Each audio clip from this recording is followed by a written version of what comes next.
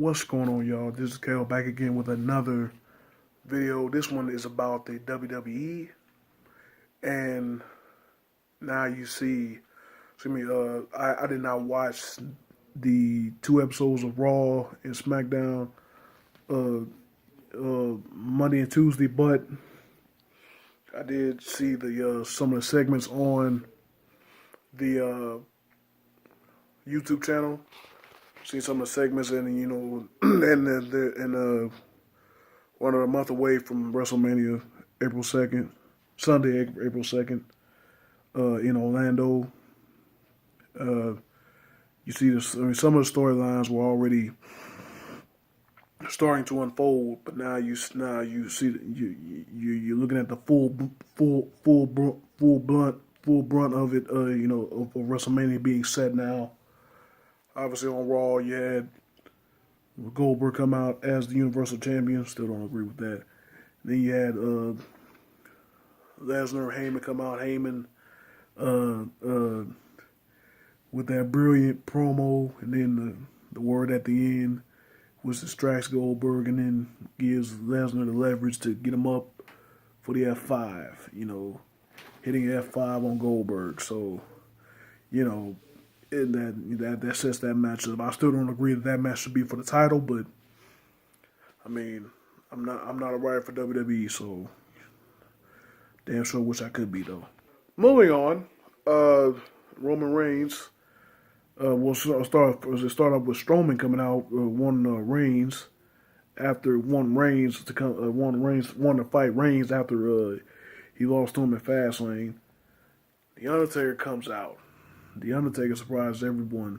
Comes out, and Strowman backs away from Undertaker. And then Reigns comes out with his bold and braggadocious promo. He called me out, now he called you out. This is my yard now. Then Undertaker responds emphatically with a choke slam, signaling their feud. Still don't agree with that either. I'd much rather see Cena and the Taker than Reigns and Taker. I mean, I know it's the whole thing of passing the torch to the next young guy, but I don't agree with that. I don't agree with this at all. Then you have Sasha versus Bayley. I think that's kind of setting up a fatal four-way match at WrestleMania for the Raw Women's Championship, which I love that. I love that. I mean, I hope it happens. Obviously, I think Sasha's gonna turn heel. I didn't see what happened in that match. I don't know if she turned heel or not, but I just seen that as part of the segment. I just assumed that she's gonna turn heel on Bayley. Maybe before, but most definitely after. If it is a fatal four-way match, that should be one hell of a match. Then obviously Jericho returning at Fastlane, costing Kevin Owens the Universal Championship after so many times that he saved Kevin Owens' title reign. He distracts Owens, and then Goldberg with his patent one spear and one jackhammer covers Owens for the 1, 2, 3. Becomes a new Universal Champion. Like I said, I don't agree with that. I believe this Jericho Owens feud would be better with the Universal title. I believe Goldberg and Lesnar would be better without the title, but it's the way they're going. But Jericho will be putting his United States title on the line. Obviously signaling that Owens will once again be United States champion, and Jericho will leave, I believe, WWE to go with his group Fozzy. And then you have probably the best well-rounded storyline on Raw, which is the tag team title feud. Between the Club and Enzo and Cass. Now, obviously, if you follow either tag team, I don't watch much. I don't watch any of New Japan Pro Wrestling, but Anderson and Gallows was it in Japan. I hear Bullet Club, multiple time tag champions, probably the best tag team in New Japan Wrestling. And of course, the story on Enzo and Cass, probably the longest tenured tag team in NXT, finally gets called up to the main roster over with the crowd. Everybody loves Enzo, and Cass is proving himself Cass has proven himself to be at least a good mid Carter when they decide to send him on his own. I mean, when Enzo was injured, they really made Cass look good as a singles competitor. So I can't wait for that. I mean, but for all that run that they had, all that run that Enzo and Cass had in NXT, to never win the NXT championships. I mean, that's something that I would love to see, and WrestleMania is the place to do it. I mean, obviously this is where I wish the New Day title run would have ended, but that would have been a long time. Like, they've been like, instead of 400-day champions, they would have been like 600-day champions. That record might not ever been broken again. But I think it's time. I think it's time for him. It's time for Enzo and Cass. Like I said, especially not winning at NXT. You got American Alpha. You got the Vaudevillains.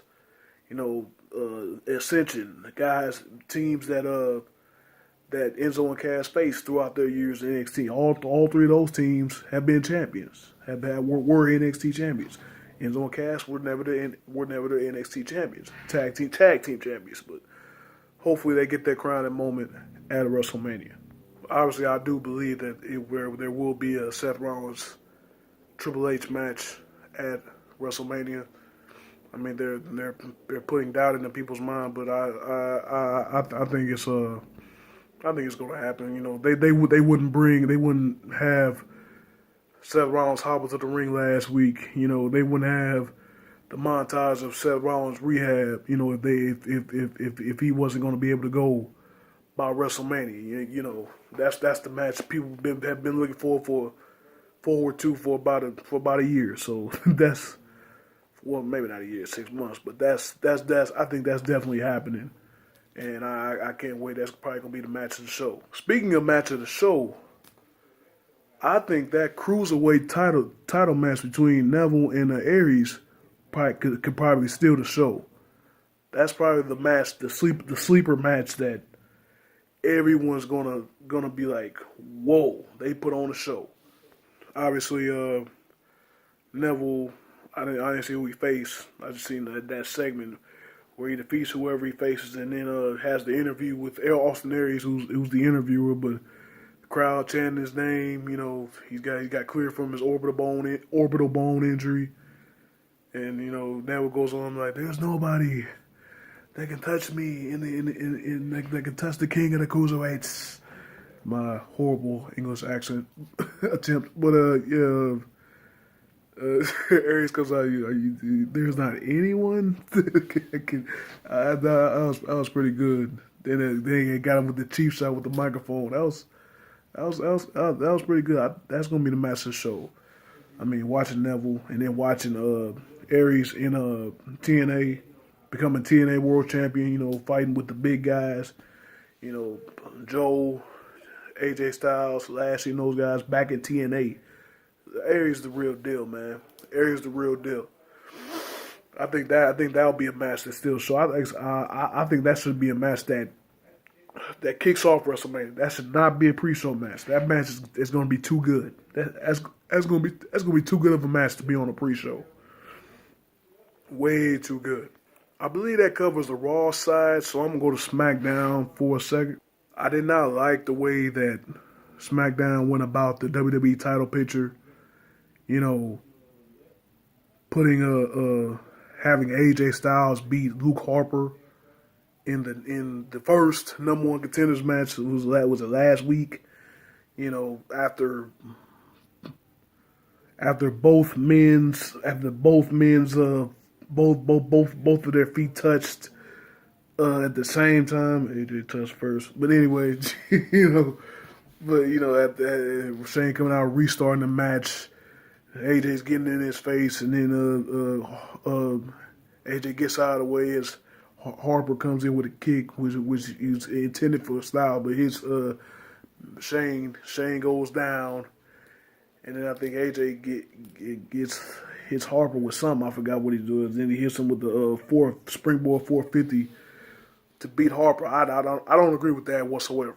I don't agree with that. I mean, Harper should have been the number one contender, and they should have just added Orton to the title match to make it a Wyatt family triple threat. I mean, obviously, it was a great match between Ambrose, Reigns, and Rollins at what was that? That wasn't SummerSlam. Was that Night of Champions? I forgot that quick. Yeah, but that was it Battleground? I'm not sure, but that match between those three former partners, that was a hell of a match for back then the WWE World Heavyweight Championship, in which Ambrose beat Rollins and Reigns to bring the now WWE Championship to Raw. Excuse me, to SmackDown. But I mean, hopefully Harper gets back in the picture somehow, because I think that needs to be a triple threat match. That would be a hell of a main event. That would be a hell of a main. I mean, Orton and Wyatt is good enough, but adding Luke Harper in the way that he's been since he's come back from his torn ACL, that's gonna be a mega match right there. Either way, that could be a match. But I hope they make it a triple threat just for nostalgia. Another match I'm looking forward to on the SmackDown side, the Intercontinental Championship. Dean Ambrose defending against Baron Corbin. Corbin's been on fire, man. They have made him look good. And I can't wait for him to become Intercontinental Champion. They have made that dude Corbin look so damn good the last couple weeks. That's how you build up a young star. It's been a year. Coming into WrestleMania last year, still on NXT. Winning the Andre the Giant Memorial Trophy. Then coming to the main roster and having great feuds with Ziggler. Although I thought it was kind of drawn out a little bit long, but those were some really good matches between Ziggler and Corbin. And of course, I didn't like the feud he had with Kalisto, but it just I guess it was just a big guy beating up the little dude. Feud they like to have every now and then, but yeah, Corbin. I like the Corbin thing. Ambrose had a damn good year. Money in the Bank winner, WWE World Champion, Intercontinental Champion. Ambrose had a damn good year. But it's time for him to kind of back off a little bit. I mean, still a great guy though. He'll probably be in the WWE title picture back pretty soon. But let's just kind of pull him back a little bit now. Now it looks like in the women's division, it looks like they're gonna have Alexa Bliss versus Becky Lynch again. I'm not happy about that, but hopefully. Naomi can come back from her injury and at least make it a triple threat, and hopefully Naomi can win the title back. Obviously, she wanted at the Elimination Chamber, but suffered a knee injury. She had to relinquish the title, and that was her dream of walking into WrestleMania in her hometown of Orlando, Florida, as a champion. But what greater story would it be for her to come back from injury in her hometown and win the title back that she never lost? That'd be a hell of a story. Then you had a SmackDown Tag Team Championship feud between the champions American Alpha and the Usos. Now, I think it was American Alpha who the Usos first, or was that Heath Slater and Rhino? They've had some memorable clashes with the Usos and American Alpha. Obviously, I think it was Chad Gable, the one that they first pulled that devastating move on, where one holds the opponent down, and then the other one hits a super kick to their knee, trying to tear their knee up. They injured Gable, I think a couple times with that move, and Gable had to miss some time because of that. The, obviously now the Usos are heels now. They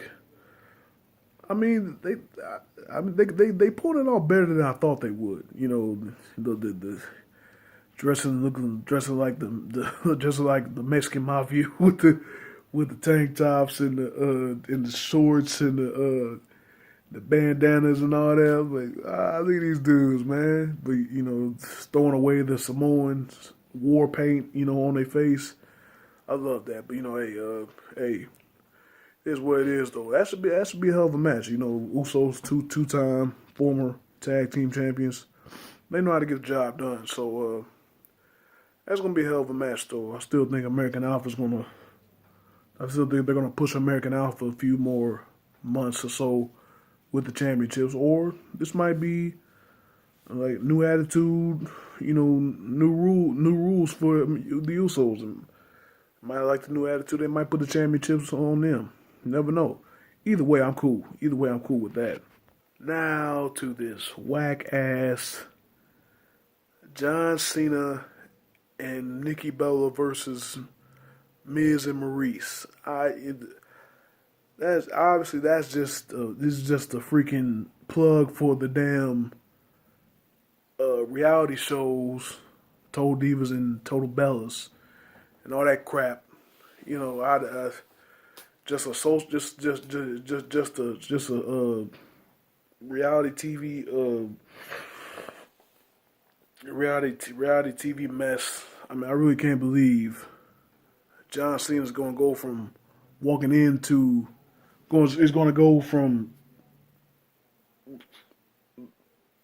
the WWE title for the 16th time at Royal Rumble, losing it, not even being the last guy to be eliminated, being the second to last guy to be eliminated in the Elimination Chamber, and to losing to being in this match. Obviously speculation is that Nikki Bella's going to retire after WrestleMania because of recurring neck issues, and she wants to get away. I think maybe start a family with Cena, or something like that. You never know. Anyway, man, I don't like this, man. It's just a plug for their reality show. I really hate it for Cena though. I really hate it for Cena and the Miz. The Miz was cold this year, man. As a heel, as the Intercontinental Champion, the Miz was cold, man. This is really a bad look for him too. It's really bad for him too. For both of these guys, obviously they had to remember the title feud. What was that? When was that? Like 2009, 2000. I think it was 2009. The title feud where they main evented. What was that? WrestleMania 29. WrestleMania 29 or 28, where The Rock comes out and Rock 20. I think it was 27. The Rock comes out, calls Cena Rock bottom Cena, calls Cena in the match, which leads up to those two WrestleMania main eventing the next two WrestleManias in advance. I didn't understand that either, but yeah. It should be, I don't like that. I don't like the Cena Bella Nikki Maurice match. Excuse me. I don't like the Cena Nikki Miz Maurice match. I don't dig that. I don't dig that. There's a reason why you ain't seen a lot of mixed tag team matches, in the new era, And then, like I said, that match on SmackDown, and then almost all of them on Raw. I'm really not. I'll watch it because being a casual wrestling fan, but I'm really not looking forward to this WrestleMania at all. You know, I'm not like, oh, I can't wait, hurry up and WrestleMania get here. I'm not like that, because I'm not liking the storylines on Raw, especially. I'm really not liking the storylines. I mean, it's still, it's still an unknown of what they'll do with Finn Balor. You know, Finn Balor's been cleared, but are they going to put him in a WrestleMania? Put him in WrestleMania as whatever, as certain points or whatever. New Day is supposed to be the host. I don't know why I got this feeling that it'll be their last run together before all of them go their separate ways in some type of Big E power slamming both of them and stuff. I don't know why, but I just got that feeling. But yeah, man. I'm not looking forward to WrestleMania that much. Like I said, I'll still watch because it's the grandest show of them all, and hopefully maybe they'll bring a surprise out of something, you know, like a Finn Balor, or the Legends, like they did last year with Stone Cold, Shawn Michaels, and Mick Foley and stuff. You know, something like that. Like I said, because I don't know how many matches it's supposed to be. It might be 8 or 9 matches. I'm not looking forward to 6 of them. You know what I'm saying? I'm not looking forward to 5 or 6 of them. You know, so you know, I'll just see how it goes. You know, hey, leave a comment. Let me know what y'all think about this. Let me know what you guys think of WrestleMania coming up. We got distracted for a second. Leave a like, comments, and subscribe if you like the video. Thank you so much for watching, and I'll holler at y'all next time.